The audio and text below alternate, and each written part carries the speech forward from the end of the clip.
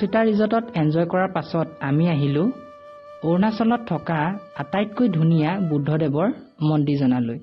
আৰু এই গোল্ডেন টেম্পলটো আমাৰ নৰ্থ ইষ্টৰ লগতে ভাৰতবৰ্ষৰ ভিতৰত বিখ্যাত মন্দিৰ। আৰু এয়া হৈছে গোল্ডেন টেম্পলৰ বাটচৰা। এয়া আমি টিকেট কাটি ল'লোঁ। ইয়াত ভিতৰলৈ যাবলৈ পাৰ পাৰ্চন 20 ৰুপিজকৈ লোৱা হয়। বাটচৰা দি খোজকাঢ়ি আগলৈ গৈ থাকিলোঁ।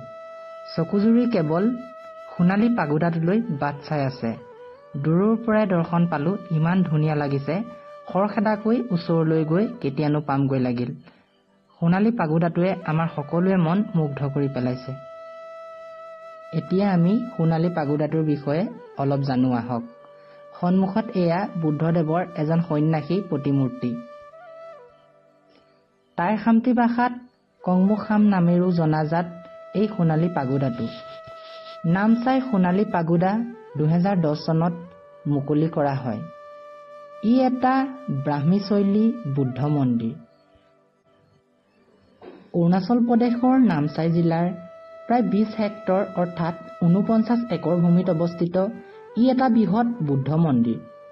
4টা প্ৰৱেশদ্বাৰ থকা পাগোডাটো 2010 চনৰ ফেব্ৰুৱাৰী মাহত পবিত্ৰ কৰা হৈছিল। এই সোণালী পাগোডাটো চাৰিওফালে এযোৰকৈ আগৰ দিনৰ সিংহৰ প্ৰতিমূৰ্তি আছে। ইয়াৰ ভিতৰত এটা ধ্যানশীল বুদ্ধদেৱৰ প্ৰতিমূৰ্তি আছে। এই প্ৰতিমূৰ্তিটো থাইলেণ্ডৰ ৱাৰ্ড অৰ্জেনেকাৰ প্ৰধান সন্ন্যাসী ভেন পাচুপৱনে দান কৰিছিল।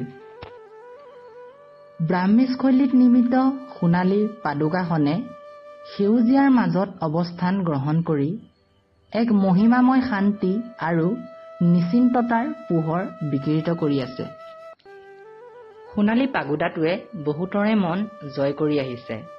আপোনালোকে জুবিন দাৰ মিছন চাইনাৰ দিন জ্বলে ৰাতি জ্বলে গীতটো হয়তো শুনিছে। এই গীতটোৰ কিছু দৃষ্টাংশ ইয়াতে চিত্ৰকূট কৰা হৈছিল।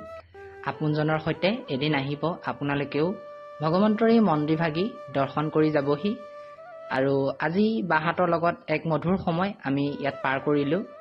আৰু ইয়াৰ পাছত আমি যাম কাৰ্বি আংলঙৰ পানীমূৰ ৱাটাৰফল চাবলৈ। গতিকে মোৰ ব্লগটো আপোনালোকে চাই থাকিব। ধন্যবাদ।